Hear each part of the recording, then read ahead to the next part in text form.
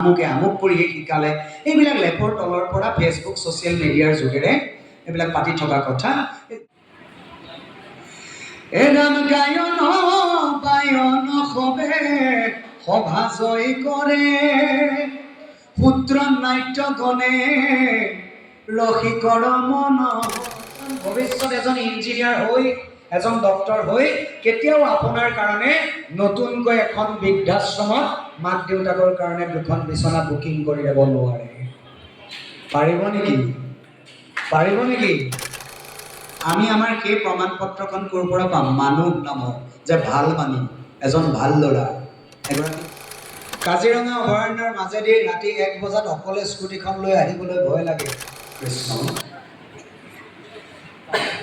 ধৰ্মক জানো সময় তথাপি প্ৰবৃত্তি নাই অধৰ্মত নিবৃত্তি নহয় হৃদিষ্ঠিত হইয়া তুমি যেন কৰাইবা স্বামী ঋষিকেশ কৰি উঠেন মই জয় জয়তে প্ৰভু ভগৱন্তৰ দুখানি পদ পংকজত শিৰ সেৱা দেহ মন অৰ্পণ কৰি সেৱা কৰাইছোঁ আসনত উপবিষ্ট এই অনুষ্ঠানৰ বা সহিতে জড়িত উদ্যোক্তাকে প্ৰমুখ্য কৰি সমস্ত অভিভাৱক অভিভাৱিকা আৰু লগতে কণ কণ মইনাহঁতলৈও মোৰ শ্ৰদ্ধা মোৰ সেৱা নিবেদন কৰিছোঁ আৰু লগতে এই মহান অনুষ্ঠান ভাগিত প্ৰশিক্ষকৰ দায়িত্ব বহন কৰা মোৰ মৰমৰ ভাইটি মাধৱ লগতে ডিম্পল আৰু আজিৰ দায়িত্বত উপস্থিত থকা বিতুপন বৰা ডাঙৰীয়া আৰু লগতে মই তেৰা সমস্তলৈ শ্ৰদ্ধা সেৱা নিবেদন কৰি উদ্যোক্তা মণ্ডলীক ধন্যবাদ দিব বিচাৰিছোঁ আমাৰ দৰে এজন অভাজনক মাটি প্ৰাৰ্থী আনি ইমান সুন্দৰকৈ এভাগি আসন প্ৰদান কৰিছে তাৰ বাবে মই তেৰা সমস্তৰ শ্ৰীচৰণত সেৱা নিবেদন কৰিছোঁ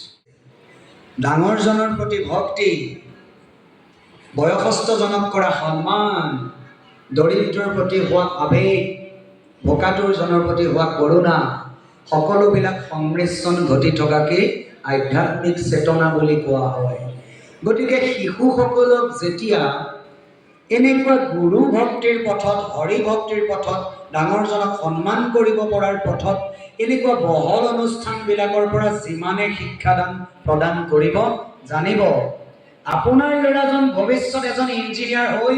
এজন ডক্টৰ হৈ কেতিয়াও আপোনাৰ কাৰণে নতুনকৈ এখন বৃদ্ধাশ্ৰমত মাক দেউতাকৰ কাৰণে দুখন বিচনা বুকিং কৰি দিব নোৱাৰে পাৰিব নেকি নোৱাৰে এদান গায়ন বায়ন হবে সভা জয় কৰে পুত্ৰ নাট্য গণে ৰসিকৰ মনৰে গায়ন বায়ন সকলে আৰ কাপোৰ ধৰি হৰিধ্বনি দিয়াৰ লগে লগে আমি প্ৰত্যেকজনে অন্তৰত এবাৰ হ'লেও নাৰায়ণক ভাবোঁ সেই নিৰাকাৰ ভগৱন্তক ভাবোঁ কৃষ্ণ প্ৰভু এবাৰ হ'লেও আমাৰ আধ্যাত্মিক চেতনাৰে ইজনে আনজনৰ প্ৰতি আধ্যাত্মিক প্ৰেমৰ মনোভাৱ অকণমান সময়ৰ কাৰণে হ'লেও গঢ়ি উঠে সভাখন হাত পেলাই নিয়ে ই ভাওনাৰ প্ৰথম তোৰ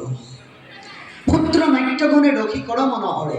যিসকলে নৃত্য চাই ভাল পায় তেওঁলোক নৃত্যত আপ্লুত হ'ব পাৰে ৰাম পণ্ডিতে বুজিবে শ্লোক কৰিলা ৰচন সংস্কৃত ভাষা দেৱৰ ভাষা পণ্ডিতসকলে বুজিব পৰাকৈ শ্লোকসমূহৰ ৰচনা কৰিছে ই ভাওনাৰ তৃতীয় তোৰ গীতৰ অৰ্থ বুজিবে কদিৰ্য সভ্যগণ গীত মাত শুনি ভাল পোৱা লোকে গীত শুনিবলৈও ভাওনাত উপস্থিত থাকে ই ভাওনাৰ চতুৰ্থ তোৰ মই ৰসখিনিৰ বিষয়ে এই কাৰণেই কৈ আছোঁ যে কৰ্মশালাৰ পৰা আমাৰ কি লাভ হয় এটা ডাঙৰ প্ৰশ্ন ফেচবুকত সদায় বিতৰ্কই দেখি আছোঁ আজি অলপ দিনৰ পৰা কৰ্মশালা কৰিছে কোনেনো কি শিকাইছে আগ নাই কৰি নাই আমুকহে কৰিলে এইখন নাচ এনেকুৱাহে হ'ব লাগিছিলে আমুকে আমুক কৰিহে শিকালে এইবিলাক লেপৰ তলৰ পৰা ফেচবুক ছ'চিয়েল মিডিয়াৰ যোগেৰে এইবিলাক পাতি থকা কথা ফেচবুক যিজন নিশ্চয় বিজ্ঞানীয়ে এই এপছটো নিৰ্মাণ কৰিছিল তেওঁ চাগে কেতিয়াবা হাঁহে যে অসমৰ মানুহখিনিৰ কাৰণে কাজিয়া লগাৰ মাধ্যম স্বৰূপেহে এই এপছটো মই স্বজন কৰিলোঁ নেকি ফেচবুকৰ পৰাও যে শিকিবলগীয়া বহুত আছে আমাৰ বিশেষকৈ কিছু কিছু সংখ্যক কমেও 30% ভাওনা কৰা ডেকা যুৱক যুৱতীৰ কিন্তু সেইটো জ্ঞান নাই। ফেচবুকটো তেওঁলোকে অকল কাজিয়া কৰাৰ এটা সম্বল হিচাপেহে গ্ৰহণ কৰা যেন লাগে। মই এইকাৰণেই ৰসখিনিৰ বিষয়ে কৈ আছোঁ যে কৰ্মশালাৰ পৰা আমাৰ কি লাভ, এটা ডাঙৰ প্ৰশ্ন।